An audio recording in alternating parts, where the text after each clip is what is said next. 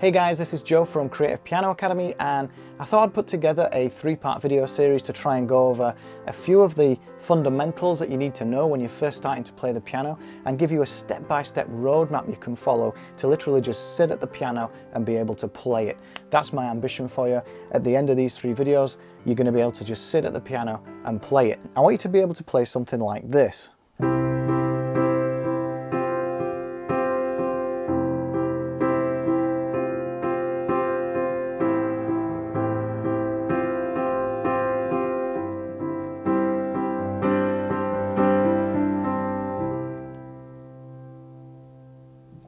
Now, it might not look like much, but there's actually a lot going on there. There's right hand and left hand coordination, there's right hand chords, and then there's actually bringing the pedal in as well and syncing those up. So in this video, in part 1, I'm going to go over a few chords you can learn in the right hand and make sure you've got proper technique. The second video is going to be all about the sustain pedal, which instantly makes you sound awesome. So I'll give you a few examples of that at the end of this video. Part 3 is going to be about introducing the left hand so that we can take everything we've just been doing and turn it into a piece of music that you can be proud of playing and that's going to sound really, really nice. So this is part 1. Let's get going.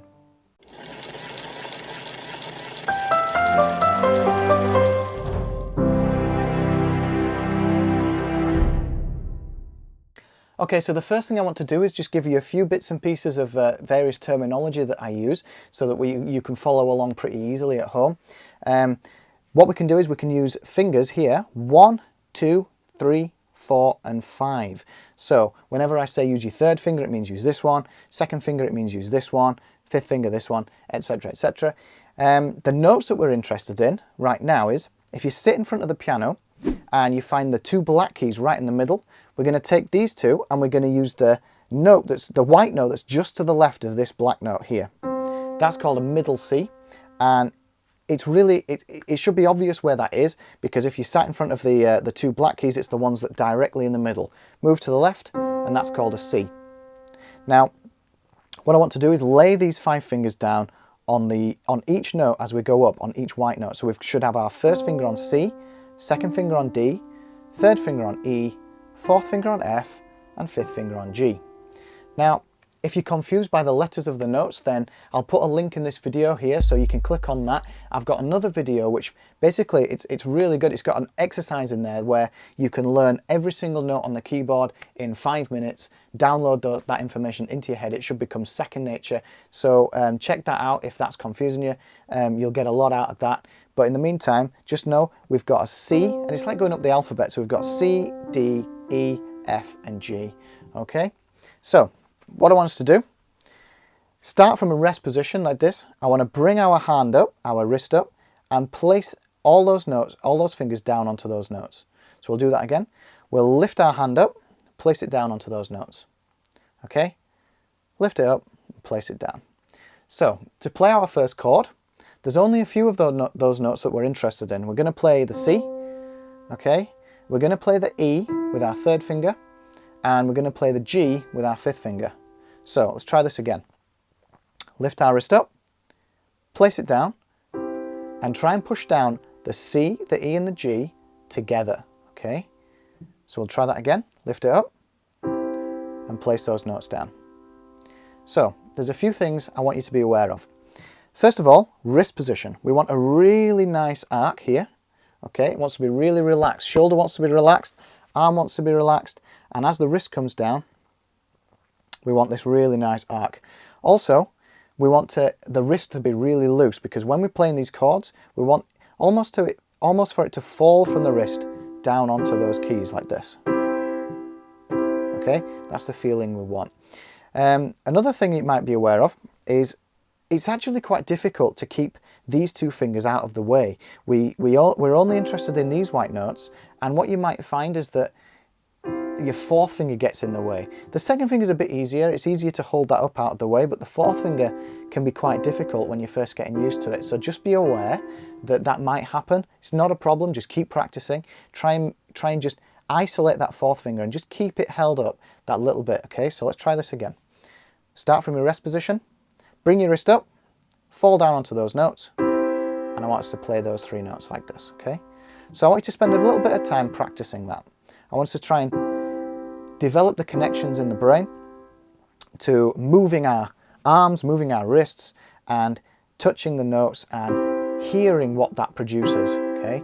We'll make those connections in the brain. Okay, so the next thing I want to look at is, after we've got used to playing that chord, I want us to try and develop a rhythm with this, okay? So first of all, imagine that the white keys are just that little bit too hot to touch. So when they're coming down, we instantly come back up again. And we got this sort of really nice loose wrist. It falls down onto the notes and then it comes straight back up again. So we get this kind of a feel, okay? And I want us to put that into a really nice, steady, simple rhythm. Just one after the other, just nice and even. We've got a 1, 2, 3, 4. 1, 2, 3, 4, like this. Again, watch that wrist position. Make sure you're really nice and loose. You're falling down onto those keys. Make sure you watch that F. We don't want to hear that F with the 4th finger. Just the C, the E and the G. 2, 3, 4. 1, 2, 3, 4. You can play around with this. You can slow it down. You can try and speed it up. Slow it down again. Speed it up. Basically just get used to it, okay? So where do we go from here? We've got our C major chord that we're playing, and now we need another chord to move to, otherwise it can get quite tedious and boring. So what I want to do, get into that C major position again, and we're going to move this finger here. We're going to not play the E, we're going to swap it for this 4th finger. So actually, you might find this a little bit easier, to be honest. Here, we're going to play these 3 notes. Now, it's not essential that you know this, but this chord's called a C sus4 chord, okay? It's like this. Now, the reason I'm showing you this is because these 2 chords just work really nicely together, especially when we bring in the left hand and start moving different notes around in the left hand. So here, before you start putting them together, I just want you to get used to this chord now, okay? So it's the same. We want to try and get that nice stabby feel. We don't want to be pushing in. We don't want this going on. We want it really nice and loose from the wrist, and just practice that chord. So we've got a C chord. That's our first chord, C major. Then we're going to move to C sus4. All we're doing is moving the 3rd finger to the 4th finger, okay? Okay, what I want to do now is try and put those 2 chords together into a really nice sequence, and I want us to try and play 4 chords on the C major, 2, 3, nice and even, and then move to the C sus4, and play it 4 times, back to the C 4 times, then to the C sus4 4 times, okay? And that's like the loop I want you to practice. Practice it at different speeds, try and get used to it, okay? So we're going to start off in rest position, bring our hand up, we're going to play C 4 times, C sus4 4 times, back to C, and then to C sus4. And then we'll leave it there. So to recap, the exercises I want you to practice is from rest position, bring your wrist up, and place it down in the C position.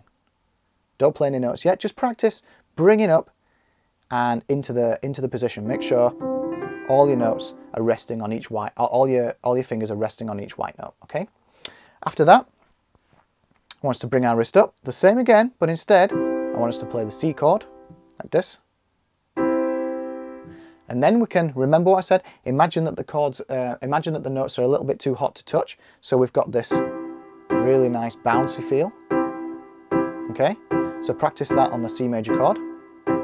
And then we're going to switch to the C sus4 chord. So we've got this. And then we're going to move between them, okay?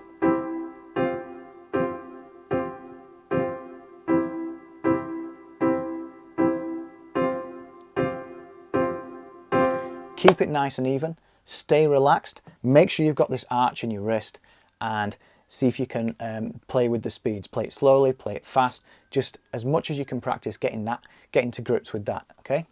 So video 2 is going to be all about using the sustain pedal, and Just in the meantime, just to give you a taster of what that can be like, the sustain pedal can instantly transform you from sounding quite amateurish to sounding really quite professional. And so just to give you a flavour of this, imagine I've got just a normal chord sequence. I'm just making this up.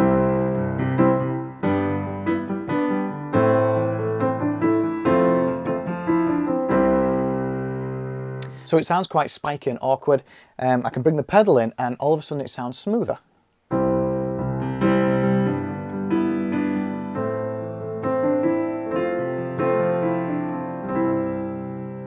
All the notes gel into each other and it just has a much nicer quality to it.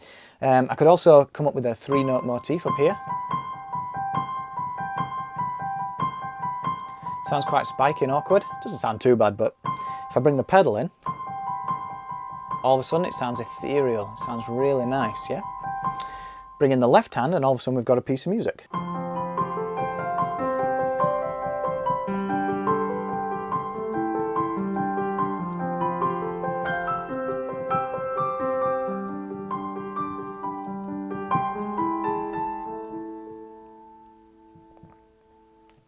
So it just adds a really nice quality, an extra dimension to your playing. We'll be going over all that in video 2, so I'll see you then.